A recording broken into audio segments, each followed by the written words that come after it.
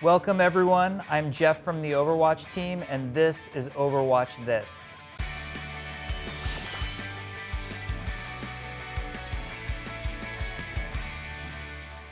Hello everyone and welcome to episode 28 of Overwatch This. We've got a different team composition today. You've got me, Matt Perslow. I'm joined by our main defence, Benjamin Barrett. Oh right, so I'm defence. Yeah. Right, well, you see, I'm attacking you with the questions and you're defending with all the information. But we're not on the same team? No, because you can have attack and defence on the same team. Oh, I see, you? okay. Yeah, all right. I see. No, that makes sense. Yeah, all right, continue. Right, so I'm going to lead in with the payload. Let's have a talk about the general health of the game this What's week. going on at the moment? Yeah. Not a lot is the answer, okay. really. Right, we'll just quit now. Yeah, so that's the end of the episode. Thanks for watching. There isn't a ton going on this week. There isn't any sign of patch 111 yet, which is kind of what we spoke about last week, that we thought they might have started teasing stuff by now. Patch 1.10 has come out, various balance things are going on. You know, people still aren't happy about the state of D.Va. Everybody wants a buff for their favourite hero and a nerf for their least favourite. Hanzo mains are still the most important people in the game. So, there isn't a ton going on there. All the posts on the forum and stuff, there's been one kind of major bug fix patch was this week, which fixed like this really bad Mei bug, where if you were being attacked by her, you weren't actually being slowed, which is kind of her entire thing. So they fixed that, and there was a few other bugs along with that they got rid of as well. Seems like that was kind of the round of bug fixes that had kind of been building up since around patch 1.9, patch 1.10 as well, obviously. They're also still looking into a glitch with Genji, which basically is reducing how many swings per ult you were getting. So what it actually is they set it to what it should be, which was 6. But there was this thing to do with like latency, and if you had a high enough latency, you would get 7 swings due to the way networking code works. Not a server engineer, not exactly positive how exactly all of this goes. But basically, because of the communication between your client and the server would think that you had the ult on for longer than you should do. Everyone got used to having 7 swings because the only way you'd be on 6 was if you had an exceptionally low ping. Either you were playing on LAN or you had just an insanely good internet connection. So everyone got used to 7 swings. They're now going to set it so 7 swings is the normal, but they haven't actually implemented that patch yet. Obviously, that's actually a fairly significant kind of one of those balance affecting bug fixes, but it is putting it back to the way it was rather than how it is now, which is it was 6 swings and people weren't a fan of it. People have got used to having 7 swings. Obviously, it's very, very important when you're playing Genji that you have as many. Well, A, you want as many swings as possible, but B, you know how many you have left and how often you can be clicking the button and how much damage it's doing and that sort of thing if you're doing all that math in your head. The event's also still ongoing. I think you've actually played a lot more of it than I have. Yeah, it's really, really good. Love Fair it. enough. Yeah, exactly. It seems sweet. I think people are really enjoying it based on the feedback that I've seen, on Reddit and on the forums and that sort of thing. Complaints about this event actually seem to be I would say an all-time low. There's usually people moaning about skins or the price of skins and trying to get stuff and the price of loot boxes, and I think all of that is relevant. Perhaps moaning isn't the word I should use, but it seems like the event, the actual single player portion of it, has distracted people from that quite a lot. Well, I think kind of like we've got used to that. Like skins are going to be expensive, so that's kind of gone. But the skins are really, really good this week, as we've already previously discussed. Yeah. Something else that I want to talk to you about, Ben, is that I believe that you've been having a little roundtable with a certain Mr. Michael Chu. I have indeed. Yesterday we got to speak to Michael Chu, who is I think he's like lead writer on Overwatch. Yeah. He's the lore master, isn't he? He's the story guy. Yeah. Basically, after Metzen left the company, it basically seems like Michael Chu was the guy that was below him in the hierarchy and got promoted into essentially organising all of the story content for Overwatch. There was now a long round table. It was me and a bunch of European journalists over Skype. So I didn't get in as many questions as obviously I would have preferred, but he did have a bunch of interesting stuff to say. Straight off the bat, he couldn't talk about any upcoming stuff, obviously. If they're gonna announce, a new hero or the next event or specifically anniversary stuff, which is something we'll no doubt end up talking about more in depth over the next few episodes, because that's coming up. I think it's May 21st or 26th, something like that. Last week of May. He couldn't talk about any of that. Obviously, they are doing stuff, and that'll be what they are working on at the moment. I would really expect something rather large for the anniversary event, I think. So there isn't anything about that, but there was some stuff about, Uprising story and story development in general. So I assume kind of like, because Uprising arguably is kind of one of the larger events that they've done, it feels like it's important to Overwatch as opposed to other events that have felt kind of just related to the real world. Yeah. Real world. So I assume there was build up to this and there was a lot of planning involved. And yeah, for sure. So like he said that basically leading up to Uprising and over the course of the last year, what they were focused on, the exact quote is, our goal was to focus on the multiplayer game, and therefore that's made easier by not having to support all this story stuff and trying to do a load of writing. And basically the story team at that point was playing the support role. They were creating a universe and maps and little tidbits of information to build this world up, but they weren't writing an actual story with a start, middle, and end, or like little bits about people. So once they got to Uprising, that was kind of their first real opportunity to create something in the game that was like a story mission. It was an in-universe thing, like you're saying, rather than the summer games or the winter event, or Rooster, or the Halloween event, or the Year of the Rooster event, which. It doesn't feel like there were stories being told in the game with those. It was just, here's some nice skins and some interesting game modes. They were doing stuff outside the game with the holiday comic, for example, where they actually kind of talked quite a lot about lots of different characters, most notably Tracer's girlfriend, but developing the idea that Torbjorn's got a family and Reinhardt is the uncle of that family, so to speak. So they wanted to do a story mission, an in-universe thing, and they ended up using origin stories as kind of the base of that. It kind of makes sense, doesn't it, on the idea that, I mean, essentially Overwatch are the Blizzard equivalent of the Avengers, and where they are at the moment is essentially Avengers disassembled, and so we all want to know how you lead into that. So kind of like, how did that all come together then? So he said the most interesting thing that hadn't been shown so far was Overwatch Before the Fall. And so, they decided they were going to base it there, and then they found the King's Row map was one that they felt they had a good story to talk about. The origin of that map was something that they hadn't really discussed before. There's been like a lot of hints around it, and they've had stuff on it, like the with the Alive cinematic with Widowmaker and Tracer, but they hadn't actually explained the story behind why you're pushing the payload and why you're pushing it into what looks like a kind of happy robot home. And I think a lot of people actually thought that you were kind of the bad guys on that map and that you were trying to kill all these Omnics. And then this kind of tells a slightly different story. I think you can interpret that however you like in terms of what's going on in the actual game, but it explains that a little bit better.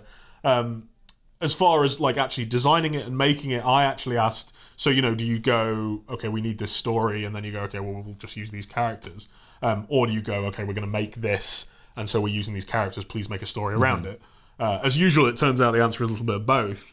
Basically, they use the story to make a pool of characters. So in this case, you can't have Symmetra because she's not a member of Overwatch. You can't have Diva because at the time she's like 11 years old or whatever, right?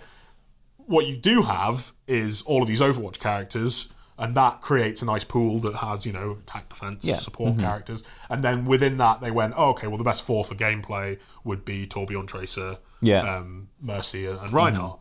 And from that they also go, okay, well, let's tell the story of Tracer's story within this. Let's tell her first mission. Okay, she's got to be in there, but out of those three, she's the one that plays the least role. She just does damage and kills people, robots in this case. As far as the development time, they have been working on it since he said around the time the Year of the Rooster wrapped up, and that it was a fairly short development time. It's actually fairly interesting. I assume that this sort of thing had maybe been in dev for like the last 6 months. Yeah, well, you'd think, wouldn't you? Because there's a lot to it. Exactly. And I think it's not like he came up with this idea a month ago and now it's in the game. Obviously, the idea surrounding this, the idea of where the King's Row map came from, a lot of that will have been built up beforehand, and we'll talk about wider stuff in a little bit. But the actual development of it seems like it's actually happened quite fast, and I think one of the reasons that Overwatch has managed to maintain such a high level of popularity, I don't think it's as popular now as it was 3 months ago. I think you can look at the Reddit and look at stuff like, how many upvotes different posts get, how many upvotes you need to get on the front page, that sort of thing. You can see it's not as popular as maybe it once was, but I think the really fast reaction times is something that they are now doing that other Blizzard teams didn't, and now other Blizzard teams are kind of learning from them. And it's always been one of their weaknesses, is not reacting fast enough, not being able to say to players, we're fixing that problem that you've got right now. And at the moment, it always feels like whenever there's an issue that people are really mad about, particularly, in terms of gameplay design, it gets fixed in the next patch or it gets tweaked in the next patch. It seems like there is a lot faster development time on this stuff than perhaps even I thought. So as we've spoken about this, like Uprising is an in-universe thing, you know, it's revealing a lot more of what happened to Overwatch and what their story is. Obviously the actual mission itself is mainly kind of like shooting robots in a wave defense. So it was just sort of like how much story is actually in there and how much have people found, and are Blizzard finding it amusing, sort of like how people are, like, they dig, don't they? They're like there with Kangos digging down for the... People go real deep. Basically, what you said is that he thinks basically everything's been found. Okay.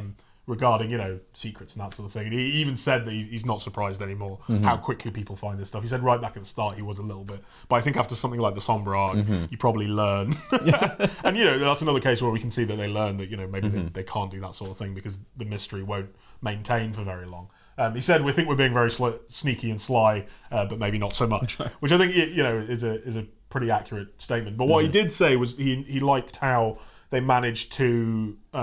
tell more origin stories than just tracers by using stuff like skins and sprays, and that's clearly something they're going to continue to expand on. They've added that thing fairly recently where you can see a little description of the spray, the skin on some skins, not all of them, but particularly either the ones that have quite interesting, funny stories behind them that aren't related to actual Overwatch, like the Halloween ones, but then a lot of the kind of actual lore skins have their own little descriptions. Yeah, like the Blackwatch ones that have come out, for example. Yeah, exactly. Yeah, and I expect what's actually going to happen is now every legendary that comes out from this point forward, unless it is like super not, like not a story one at all, will probably have one of those. I would expect to see that. The sprays, there's loads of stuff in there. We talked about a little bit of this last week, but like with the Widowmaker stuff and Farah's father and that sort of thing. And that just lets them drop these little hints and expand on storylines very... quite easily. Like making a spray is not as hard as making a skin. I expect it still takes far longer than even I would think. Probably days to make like a really good spray. But it is a lot quicker to do that than it is to take a skin all the way through concepting and modelling and all the rest of it. So that's obviously all about Uprising and what kind of Chew's been working on there. But obviously Chew's development process, spans the entire game because there's lore everywhere peppered through not only kind of Overwatch but the surrounding media and how they work. So what did he have to say about that kind of stuff? So basically what he said was, again, when they started developing it and started developing the game, and because of the way that it was created, kind of coming out of Titan and having this very short development period where it was kind of conceived and actually brought to life in as little as 4 weeks, even 2, depending on how you define it. He said that it's been a very fluid development process and a very quick development process, which means they haven't had a lot of time to just write stories. But what they have got is loads and loads of ideas, because it's really easy to come up with ideas for Overwatch, right? It's superheroes. You can, everyone's got a crossover they'd love to do for Marvel, and everyone has that immediately as soon as you start reading Marvel or DC or whatever. So it's very easy to come up with these stories, and what they're actually managing to do now is trying to implement that and go, okay, well, we've got all these different time periods that we want to set stuff, we've got all these different ways of telling stories, and he said that very specifically they're interested in telling stories in any way they can.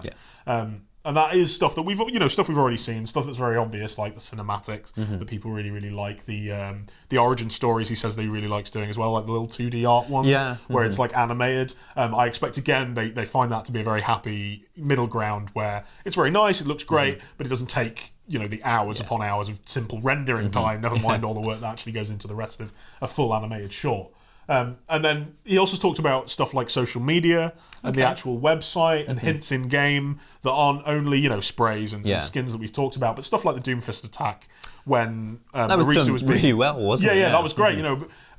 You saw it happening on the website, and then an hour later it's actually in the game. And I expect they're going to do more of that sort of stuff. I think people really, really like when stuff is in game. I think one of the things that the Sombra arc lacked for a lot of it was stuff in game. There was stuff to do with Bastion eventually that they put in, but before that, it felt like a very separate thing. And when you can tie it all together, that's great. And obviously, people know the game so well that if you put stuff in there, they're going to notice it. Well, it gamifies the narrative, doesn't it? It means that kind of like when we were seing the Doomfist thing, it felt like we were part of it, because when we went to the airport, all the disaster was actually there. Yeah, exactly. And he said that the biggest challenge there, because interestingly what someone asked him was like, what are the difficulties of doing the animated shorts? I think we're all very familiar with the difficulties of trying to put story into a game, particularly a multiplayer game, where games just aren't as good at telling stories as a book is, or a film is, or a cartoon or a comic even, because there's all the kind of interaction stuff and want to have player agency and how gameplay ties into that. And he said the difficulty of doing, animated shorts is trying to keep consistency. Like, you want to have the Volskaya map in the Sombra short, but then you don't want it to be completely different from the map that's actually in the game, because people don't like that. And there's a certain amount of artistic license you can take, and as you do more stuff, you can take more license because people will give you more, rope to hang yourself with. But there is a certain level that people expect, and I think, so something they really showed that with was, again, the Doomfist thing, where you saw it and then you went in game and it was pretty much exactly the same, and that's super cool. Another element of it is like how much of this is set in stone. And Blizzard are always a company that like to talk about how much they take feedback and how much they listen to their community, even when their communities can be aggressive at times. And he says that the story is like a tabletop RPG. This is the exact comparison he made, and they're like the dungeon masters. They have some specific things they want to do. So, they know where the start point is, and they know where the end point is, and they've laid some of that out with, like, okay, Overwatch existed and now it doesn't, and now it's coming back and these characters are in it. But the way that they get there, or different elements of it, and the same way that different rooms might work differently depending on what your party is in a tabletop RPG, or you might have your NPCs react differently depending on how your players do. They can customize that, and when they see a lot of demand for a Farah story or a Zarya story, maybe they can work that in a way that still, they're still going towards this eventual goal of telling these stories of how Overwatch fell and came back and all the rest of it. But the focus can be in different places. So Ben, you've spoken to Michael Chu, and I very much hope that the key issue, as we all know in Overwatch, is who loves who. Who loves what? Who? What are we doing for shipping? Well, who's snogging who? Yeah. Is the banging good or very good? These are the questions that BioWare have brought us. I mean, we know that Anna's basically shacked up with well, apparently half the cast, depending on who you ask. So I did ask him about this because it is something I'm interested in, and obviously, there's a funny side to it, but I wanted to know, how does it affect the work, and that sort of thing. And we have a news post on the site if you want to read exactly what he said and the quotes that we got from him about it. But basically, the characters being together isn't something they find to be a very strong focus. Okay. Obviously, when they want to make a point about it, they do, and particularly in the holiday comic, and again, not just the Tracer thing, but like, Torbjorn and his wife, and how everyone was spending their time together. Yeah, the Mercy and Genji kind of letters. Yeah, exactly, and they don't see that as a huge focus because, again, much like, with Marvel superheroes or whatever massive group of powerful people you can think of that have time to be getting on with each other or hanging out or even being friends because they are busy saving the world. Yeah, exactly. And so I think they want to focus their stories more on the actions that they take that have those kind of elements, and then I feel like the friendship stuff and more will come in the background, much like kind of with the Bastion comic, right? Where the Bastion comic was about Bastion scaring this town, and then it was about Torbjorn's past and how he created them, and it was about Omnix coming back and how everyone's scared of that. But it was also then how Bastion and Torbjorn became friends. And I think they're going to work that stuff in as they go, but it won't, there won't be a comic that is about, who's Mercy actually with, or whatever. Essentially, the Tumblr crowd kind of just have to accept that the story is going to be pushed forward through the means and the deeds of Overwatch as a team, rather than a bunch of horny guys that want to get on with each other. But they also, these characters are going in a certain direction, and they've chosen, who they want to be together or whatever, but they're also a big fan of how the people who love the game have taken these characters and done their own thing with them. And I think Michael, from what he was saying, this isn't a direct quote, but from what he was saying, it felt like he's perfectly happy for there to be his vision of the character and there to be 1,000 other visions of the character that are just as relevant. Just because his is supported by all this media doesn't mean it's more right. It's just, the one that he's chosen to express, and he's very happy for, and the team in general is very happy for people to have their own views on who's with who and all the rest of it. Cool. So, any other sort of like little tidbits that you picked up from Chu that you just want to share with us? So there's a few like small things. It was a round table, so there's a lot of kind of quick questions to that sort of thing. People did ask him directly about. There's a couple of things going on with Reaper where we've now heard his voice without the modulation on it, and there's also his like shrug from the comic, which is very, very good. And I think we will see that in the future. Basically, he said there's no plans at the moment, and again, you know, he had nothing to announce. It wasn't a thing about any upcoming content. But they've seen that feedback, and I would be very, very surprised if we don't get the shrug as at least a spray. I think with the voice, that's a lot harder. They'd have to get people back in to do re-recordings, or they'd have to kind of get all their save files and take the modulation out and all the rest of it. He also talked about the refrigerator line, which is one of Reaper's voice lines that was added in the summer games. People have always wondered what it was about. Said it was a reference to a Los Angeles Lakers commentator, and having now, again, we have another news post about this, and having watched the full clip that it's in the refrigerator line is taken from, there are so many better lines they could have taken than it's in the refrigerator. He also spoke a little bit about why the lines of dialogue that you hear in the game progress as you go through more Uprising games. So to begin with, there's quite a lot of tutorial dialogue in there because you need to know what you're doing. You know, you need to know, oh, you're meant to cap this point, or you're meant to just kill the robots here, or you just need to defend. Once you've played 5 games, you don't need to know that, and they can then filter in some more dialogue. But the reason they can do that, he said, was because when he was writing the Uprising event, he wrote way too much dialogue. Of course, yeah. You know, so they're designing the mission, he's writing the dialogue at the same time. Basically, it turns out, okay, well, the mission doesn't need all of this. Yeah. You don't need the constant chatter, and also it's only of a certain length. So they wanted to still use that stuff because it had been written, it had been done, and they knew their voice actors would do good work with it. So yeah, they filtered it in that way. Beyond that, there was some stuff about wanting to tell, you know, Blackwatch stories. This is something that people are very, very interested in.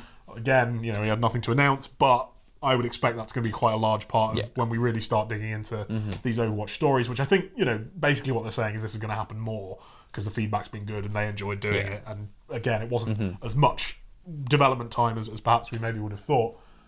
So yeah, like there was a lot of small stuff like that. But overall, it was a really interesting interview. Excellent. Right, so that's everything from Overwatch This for this week. If you had a great time watching us, do give us a like, and there is a subscribe button just down there. If you can just give that a click, you can get every Overwatch episode. Click it. Click it. Yeah, definitely. I think that's a good bit of advice, Ben. Yeah, and until next time, keep it on YouTube.